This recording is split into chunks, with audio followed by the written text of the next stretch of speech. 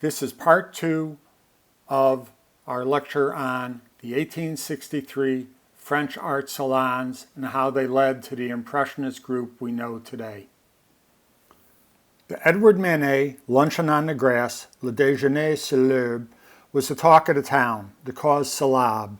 Because of its harsh treatment by the jury and press, it planted the seeds of the breakaway Impressionist show that was to come. So what was it about this work that so enraged the viewers? Well, it's a strange scene.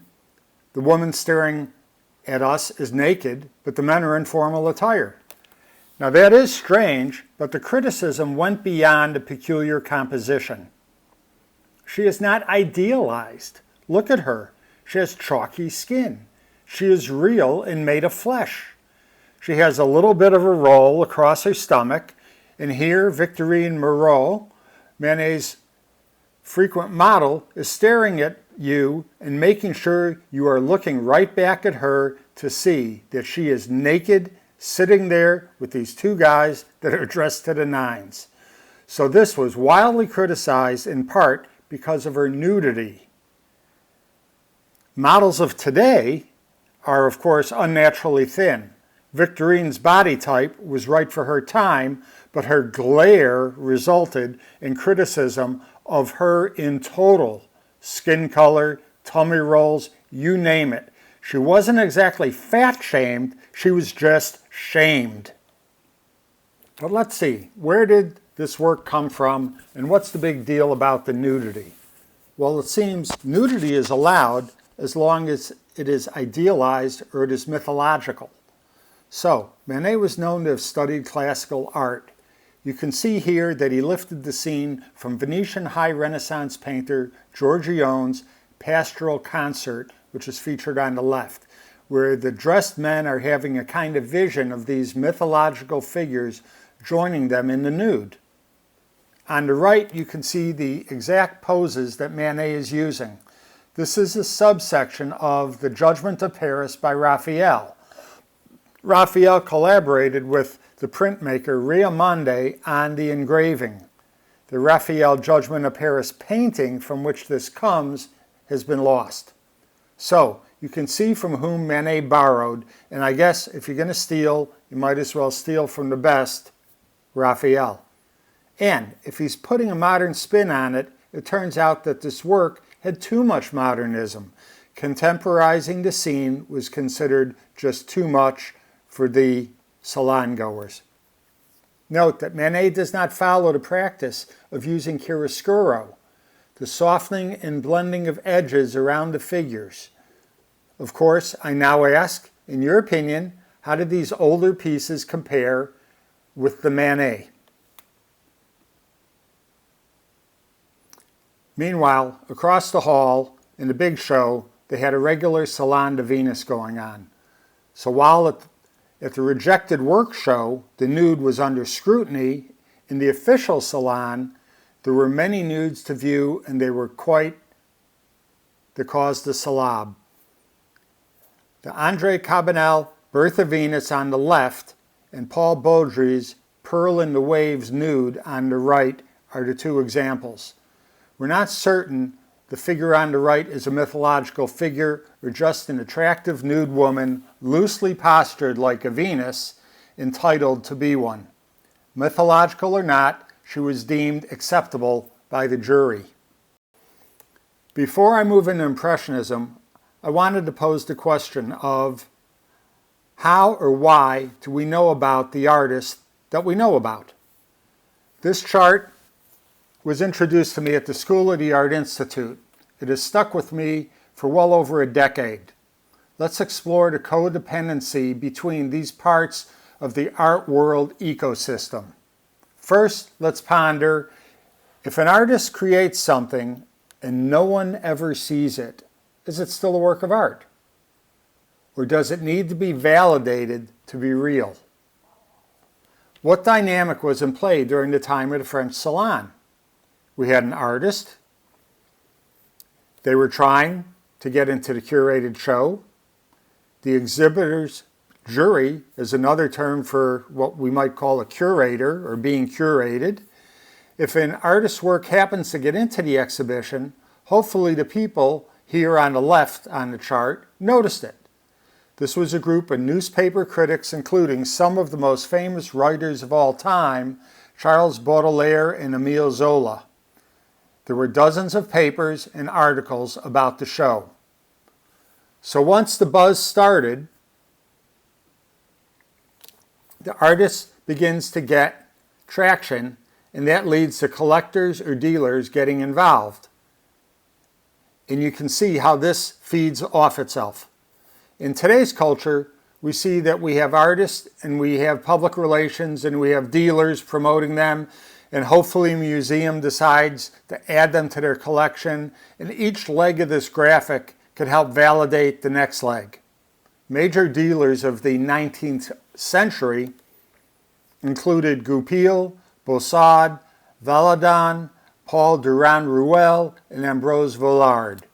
It has been suggested that an additional point, or possibly a complete redrawing of this chart, might be needed to represent the effect of social media on this ecosystem.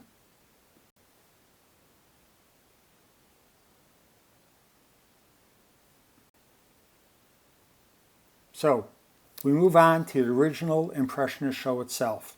This is it. Ground zero, it all started here. Here is Impression Sunrise by Claude Monet. Quite amazingly, you can stand just a few feet away from this piece at the small Musée Marmottan in Paris. This painting was characterized by critic Louis Leroy in his satirical paper as just impressions, as being unfinished, clumsy, an easy way to finish a painting. It lacks drawing and it's sketchy. Simply, it is not what art is supposed to be. It also uses a lot of color theory, and I point this out because Chevril, the artist who developed color theory, had been a consultant 200 years earlier for the founders of the Académie des Beaux-Arts. This is by Alfred Sisley. He was an Englishman who spent his entire life living in France. He was in all 8 of the Impressionist shows and is among the only artists who can say that. Some docents feel that you can identify a Sisley from the other Impressionist works by his subtle inclusion of pink in his skies or elsewhere on the canvas. This is by Edward Degas, and it's a painting from the very first show. I know, this isn't what you think of when you think of Degas. It's more rigorously constructed than the ballet dancers, horses, and looser brushstroke nudes that he's known for. In this early Degas, we can see the Japanese influence. What do we see? We note the unusual cropping. The man in the front's legs come right off the frame to join where we are. The diagonal leads into the rear of the room. If this were an outdoor scene, that elevated and diminished door would be a higher horizon line. Those are methods which come directly from Japanese prints, which were flooding the artist community the prior decade.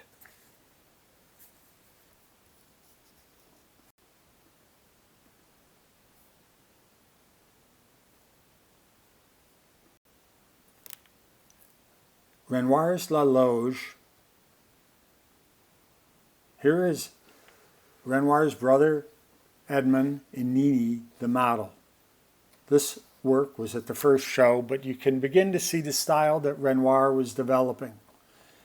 This served him very well. He's going to be an example of someone who evolved from being one of the original starving artists to becoming financially well-to-do, largely thanks to the lucrative portrait business he cultivated with his rich patrons. He had been a porcelain painter as a teenager, which may explain his wonderful luminescent treatment of eyes and the whites of her gown and jewelry. His use of luscious, slightly atypical colors, in this case it's the pale purple, become an identifying trait of Renoir. Bert Morisot and later Mary Cassatt were considered to be the female members of the Impressionist group. Mademoiselle Berthe was well received by others in the group as well as the press and the Salon jury, although her more formal arts education started with Jean-Baptiste Camille Corot, one of the great names of all artists, Jean-Baptiste Camille Corot. Edward Manet influenced her greatly. She, of course, ended up marrying Manet's brother, Eugene. Also interestingly, she posed in several of Manet's most noted paintings and was his second most popular model. Camille Pissarro was the landscape specialist of the group. He was among the original instigators behind forming the Impressionist. He used a Baker's Collective's document as the basis for creating the Anonymous Association of Artists, Sculptors, and Printmakers. He was extremely poor for long periods of his life. Fortunately, he came to be financially successful during his lifetime. He was influenced by Corot and Courbet. He painted with Cézanne quite a bit, and he influenced the American early 20th century artist Ernest Lawson, who appears in a later lecture.